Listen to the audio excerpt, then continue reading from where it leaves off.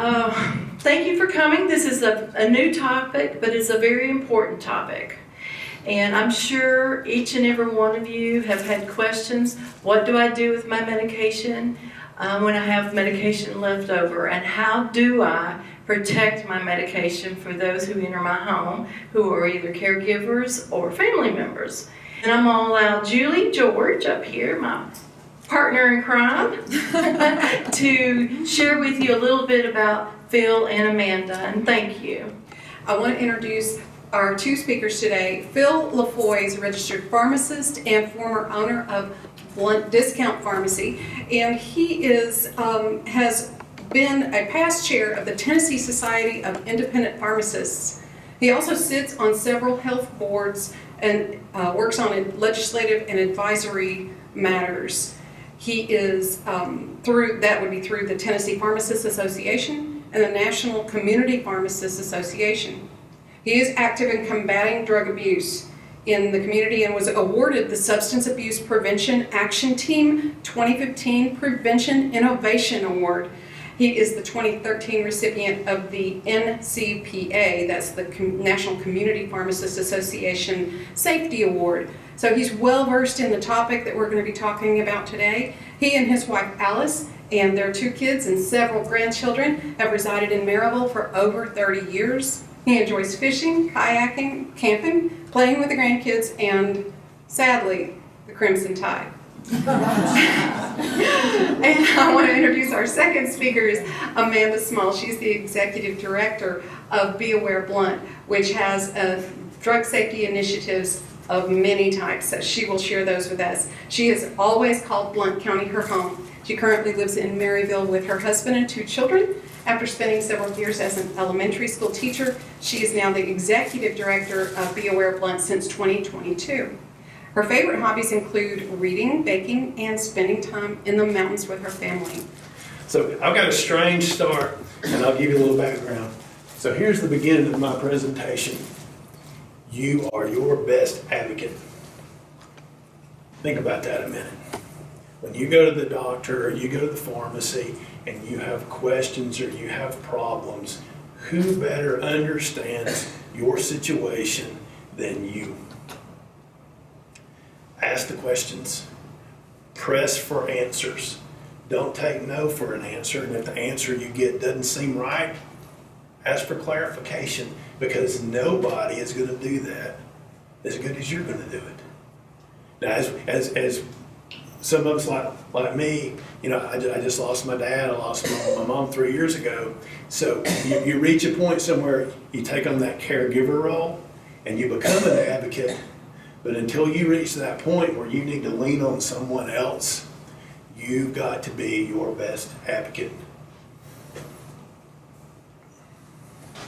Okay, what I'm going to talk about today is some pretty basic stuff, but it's very, very important.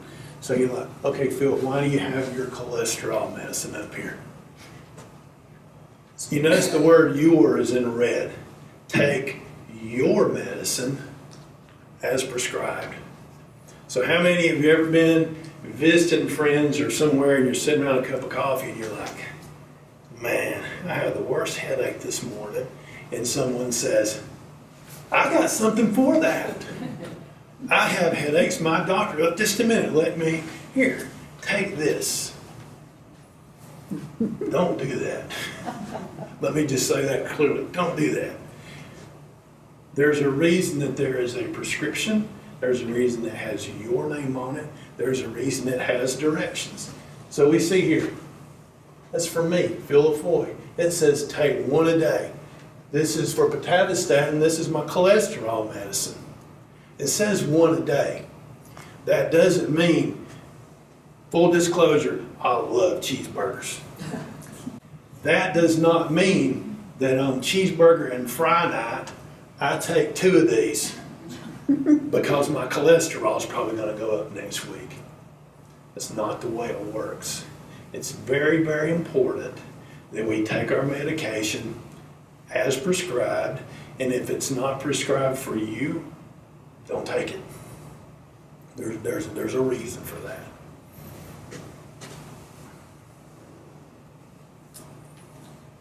How many of you have a box or a bag or something that looks like that? So very quick, we're gonna run through, we're gonna look at packaging. So this is, other than this is your next most basic packaging option. It helps us remember. And we all know, as we get older, we don't remember so well. So statistics tell us, and this is pretty obvious, but we have statistics for this. Statistics tell us that the most compliant prescription a person takes has the directions of what? One a day. One a day. Beyond one a day, your compliance falls off. Because it's pretty easy to remember that one a day. You can set it by the coffee pot, you set it by the toothbrush in the bathroom. Set it somewhere you can remember that one a day. But beyond one a day, it gets more and more and more difficult to remember to take those second and third and fourth doses. So that, like I say, other than a bottle, this is as basic as it gets.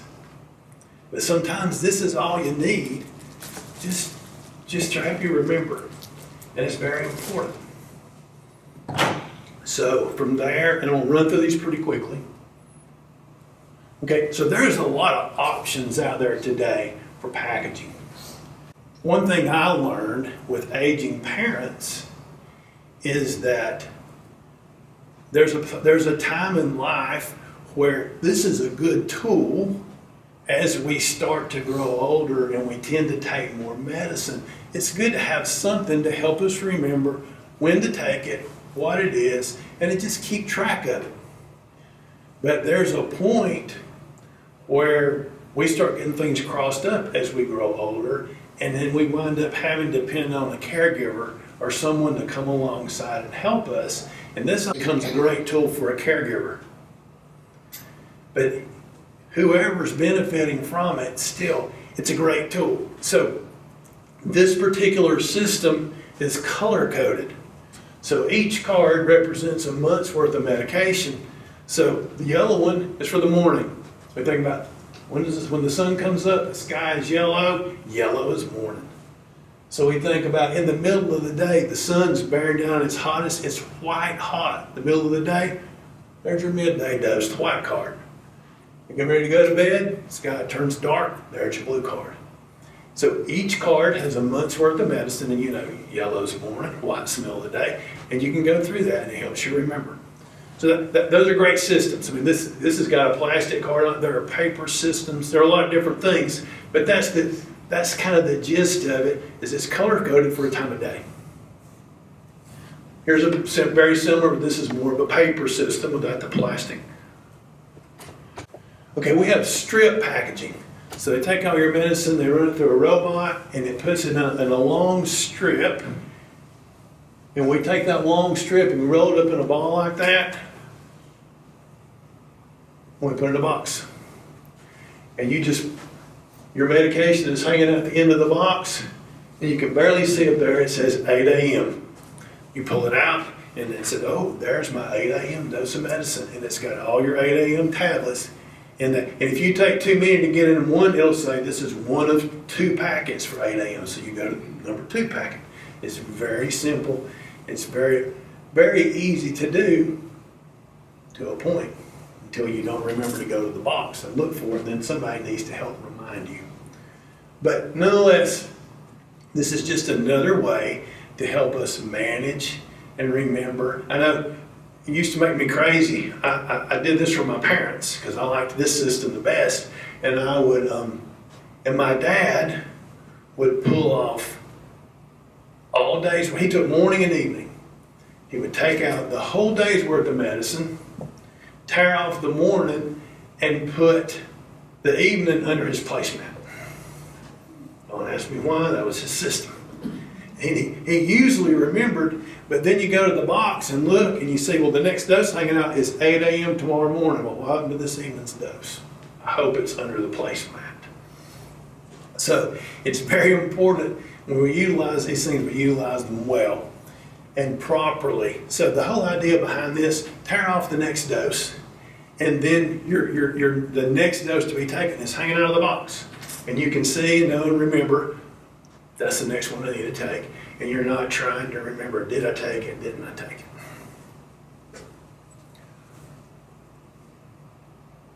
Okay, this is kind of new technology. I was able to go to a company and I saw this kind of a system when it was in early development. The early ones look kind of like a Mr. Coffee pot. But what this thing does, it has little pods in it. You fill them up with medicine, you go and press a button, and it gets your medicine for you. It communicates through Bluetooth with a phone app, and it'll let you know, hello, it's time to take your next pill. And you go over there, and it'll shoot it out for you. This is new and great and wonderful technology. Is it for everyone? No. But it's out there, and this is kind of where we're going. So your pharmacy would fill these little pods that would go inside there. So new technology, all helping us remember what we need to take and when we need to take it. This is a different phone app. Most every pharmacy in town has an app. Everybody has an app now. And usually the app is, the primary reason is to place an order for a refill to get your medication. But there's a lot of tools built into those apps. And one of those apps is a reminder. This is a refill reminder to tell you when to get your medicine refilled, but there's also ability on a lot of these to remind you when to take your next dose. So if you're a once a day person and you take it at 8 o'clock, well, your phone may ding every morning at 8 o'clock and say, go get the blue box and get your pill out. Just another way to help us remember. I mean, there's a lot of bad with technology, but there's also a lot of good with technology. And this is one of the ways that we can utilize technology well to help our overall health. Because we're taking this medication, hopefully, to keep us healthy or to be more healthy versus not taking it and getting sick. How many of you have ever said that? You got home, you opened your bottle, and you said, that doesn't look normal. What is normal? Well, normal was last month I got oval peach colored tablets. Today I got round white ones. So what do? Remember my first slide about advocating for yourself. The first thing you do, pick up the phone and call. Of course, now everybody knows Dr. Google. So you can ask Dr. Google and he'll tell you the marking on the tablet, whether it's right or not. Pick up the phone and call the pharmacy. Because chances are, the way every manufacturer, when it comes to generics and generic drugs, most generic drugs have multiple manufacturers, and most of those manufacturers have a different shape or size and color of tablet. So today I can order, this was lisinopril 10 milligram. Both of these tablets are lisinopril 10 milligram. So today I can order lisinopril 10 milligram, and it's the top one. 2 days later I can order another bottle from the wholesaler, and they send me around white ones. All the same drug, everything's the same, but they look different. So, and after you've done that a time or two, you call the drugstore and they go, oh yeah, that's a different manufacturer. We should have put the green sticker on your bottle to tell you, but we didn't, we're sorry. Well, after you do that a couple of times and you look and you go, it's probably just another one of those manufacturer changes, I'm sure I'm okay. The next thing you know, you're in the bathroom and you're sick and you're like, holy cow, what just happened? Well, because maybe you got the wrong thing at the pharmacy. So don't assume what you got is right. Call and ask. But one little trick you can watch for now today, a lot of the software, if you look on the bottle, somewhere on that bottle, it'll have a physical description of the tablet that's in the bottle. And so today's may say round white, and it says L10 on the tablet. And you look and go, okay, this is round white and L10. It's probably the right thing. Still pick up the phone and call. Just be sure. It's not worth getting sick or maybe very sick and maybe being hospitalized, other than just make that phone call and just verify with the pharmacy Because we get those calls. I get those calls. And I thank people for calling because I want to be sure. I'm not perfect. Mistakes happen. So we've got to do your part. Advocate for yourself in that particular area to ensure that you got the medication you were supposed to get. And then have you ever said that one? Did I? Didn't I? Okay, so let's think about that a minute. Think about the packaging options we've looked at. And you know, you don't have to be old. You don't have to be forgetful for this to happen. This happens to everybody at some time. So utilize the tools that are available to you. Use these. If you need to get into a packaging system, use it, because then you can go back and look. Well, there's my 30-day calendar card. There's today's dose. I didn't take it. You look at the strip packaging. Is it what's the dose that's hanging out? That's why you don't tear out a head. You go to that little box on the strip packaging, you go, well, there it is. I guess I didn't take it. Or it's gone, and you go to the garbage and you find the empty package. Otherwise, when you're taking out of bottles, it becomes a little bit of a challenge. So, if you don't have a system and you can't know definitively whether you did or whether you didn't, most of the time, my recommendation is don't take another one. If you're established on that medication, to miss one dose is not going to adversely affect you. Your cholesterol is not going to go through the roof because you missed a dose of atorvastatin. Your blood pressure is not going to go through the roof because you missed a 10 milligram lisinopril. I mean, some people, they may, by the end of the day, they go, you know, I feel kind of funny. And it may be a blood pressure thing, it may not. But as I say, generally speaking, I would rather you miss a dose, if you're not sure, than double up. Because some drugs, if you double up, your blood pressure tanks. We got dizziness, we got falls, we got problems. You double up on some things, you're throwing up. You know, and on we go. Some, it doesn't matter. So I'm just talking in general cases, if you're not sure, skip it and take it the next day at the regular time. Because I got people will ask, well, maybe I should take it this evening since I didn't take it this morning. And no, don't reason through it. If you missed it, you missed it. Take it when it's due the next time. But if you're not sure, call the drugstore and have the conversation. And we can figure out what is best.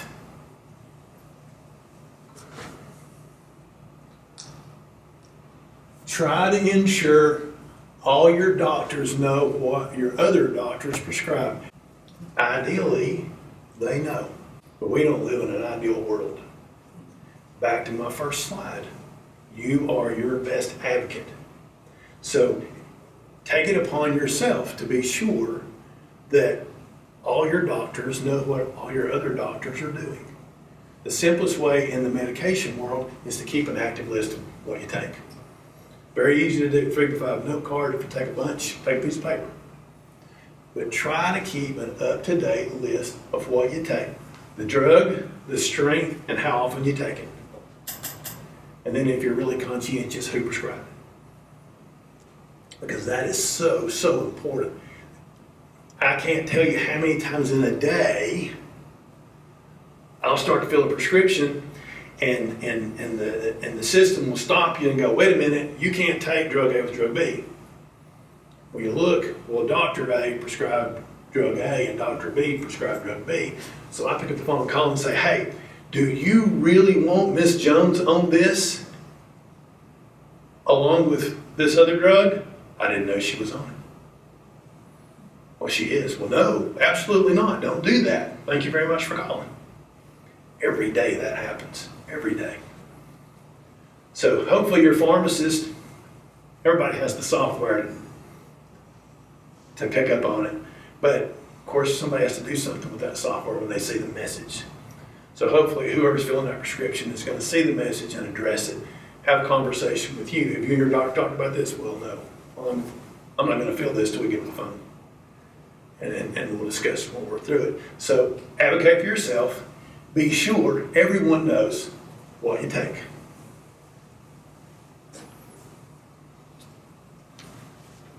Try to use one pharmacy. Okay, so you're constantly getting called, go to mail order, go to here, go to there. It is very, very important when it comes to all this management, as best you can, have one pharmacy. Develop a relationship. I'm standing up here talking to y'all right now because I'm a talker, because the Lord made me to be a pharmacist, and that's what I do, and that's my calling. And if you come and you're my patient, I know you well, and I know what you take, and I can probably tell you what you take without even looking at your profile, because I know you that well, and we spend that much time together. So it's very, very important that you try very hard to go to one pharmacy and establish a relationship with those people there, so they know you, they know your life, they know what you're being treated for, they know what you take. So as a team, you can all take care of you and ensure that everything is okay when it comes to your medication world. But I know sometimes you can't do this. Sometimes you get a specialty drug, you get a $30,000 drug that has to be filled at a particular place. I get that. But once again, generally speaking, if you can get it all in one place, get it all in one place. If this guy's related to one of you, I apologize. I Googled sleazy guy pictures. You did well. This is my son. But anyway, this happens. Oh my goodness, this happens. So if this guy lives next door to you, and he sees you walking out of the yard, you're getting out of the car, and he goes, "Hey, Miss Jones, you have a little trouble moving around there?" Yeah. Well, what, you taking anything for that? Yeah, I take those that starts with the O, like oxycodone maybe. And the next thing you know, there's a bottle of pills missing. Those we talk about lockboxes, but that's man's story. So I make light of this, but be careful who you talk to and what you talk about, because there's some bad people out there. I mean, I have people. Several years ago, when Doug Overby was in the State House at the Senate, we had a law passed that required you to get identification on controlled substances when someone came to the pharmacy, because we had a situation at the Straight Blood Discount where we had a guy come in, some sleaze bag come in and ask for his neighbor's medicine because he found out they took medicine. And one of these high school kids working at night, he asked for it, sounded like he knew it. Away it goes. And 3 days later, they call in and want to get their medicine filled. Well, you just had it filled 3 days ago.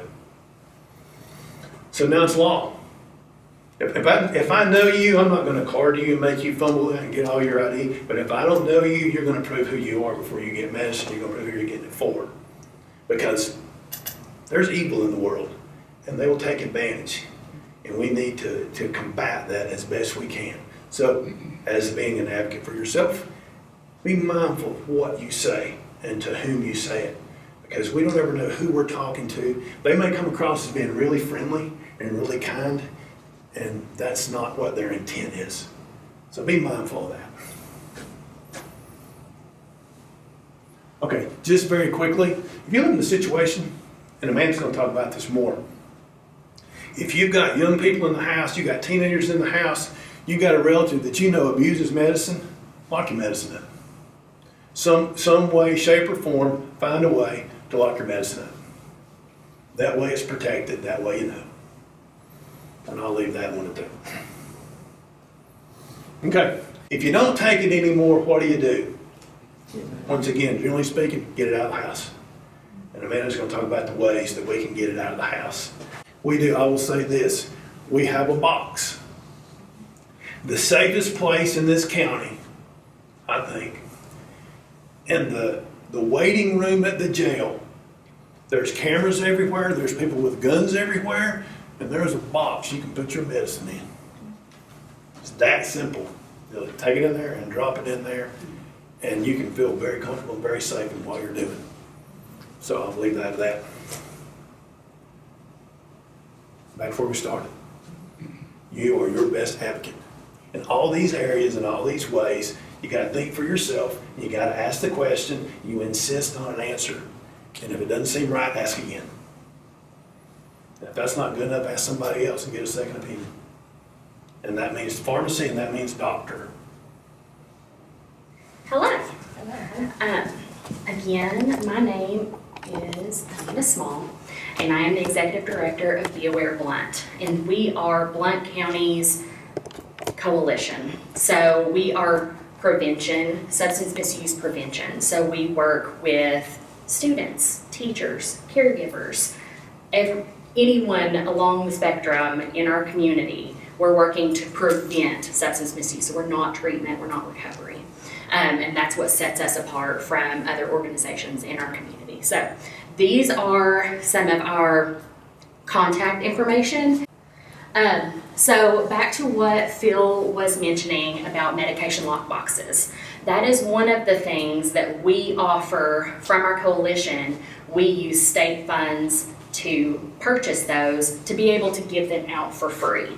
Okay, so if you or a loved one needs a prescription, a medication lockbox to keep those things safe, please reach out. We're happy to provide those. We do a lot in the schools, and one of the things that we do in the schools is the Tennessee Together Student Survey, where we are talking to students about their perception of risk and if they are using, if they have ever used, where are they getting these substances from? The top source for all substances on our 22-23 survey was social. They're getting them from family, from friends. And so one of the ways that we can keep these students safe is keeping these medications secure. We're also having conversations with them about, I take these medications and they're only for me, right? My doctor prescribed them for me, and that would be misuse if you're taking someone else's medication. So we talk about that early and often. Also, we had our coalition help us with adding one of these medication record logs in every single box. So when you get a medication lockbox from us, we also have one of these logs for you to be able to keep track of, what am I taking, why am I taking it, how long am I taking it,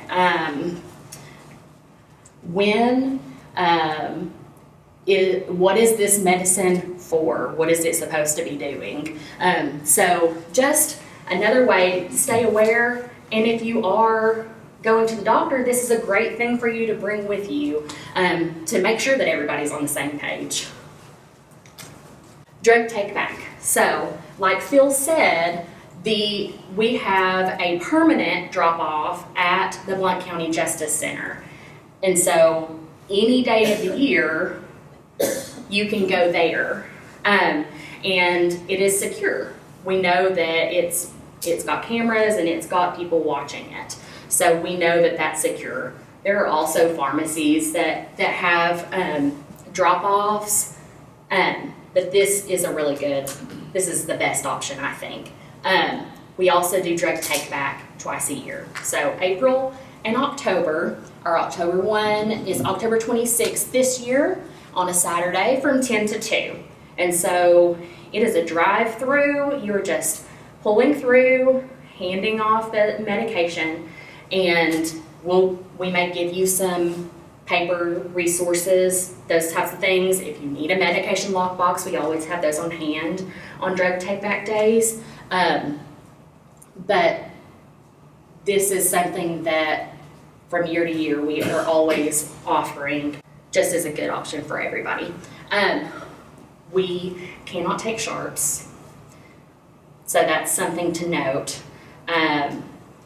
So I'm not sure of anyone that's actually able to take them, but if you're in a situation where you're needing to discard of sharps, you may have been told, our regional overdose prevention specialist would tell you to have a laundry detergent container, that thick plastic, to be able to put those in and secure it tightly. Phil, do you have any other thoughts on? You can get sharps containers at most pharmacies. Yeah. But a Clorox bottle works just fine. Yeah. So that is the main thing to note. But yeah, so mainly I wanted to be here to let you know that we are a resource. If you need information, if you need a lockbox, if you have questions about drug trends going on, we would love to talk to you. Thank you. The only thing I want to say before we go off the video here is, out of our office, we see a lot of misuse and stolen pain medication from our seniors. And the number one culprit is family. It's usually a grandchild, a cousin, or a family member who has not necessarily an addict, but has had a history of abuse of some type. It could be even alcohol. And they don't necessarily take the pain medication that they steal, but they will sell the medication for money. So we see a lot of our seniors that go without their medication and won't press charges because they don't want to get the family member in trouble. So to save you of that hardship, and anybody else that you know, encourage them to get a lockbox. Because no matter where you stash it or hide it, they're gonna find it, promise.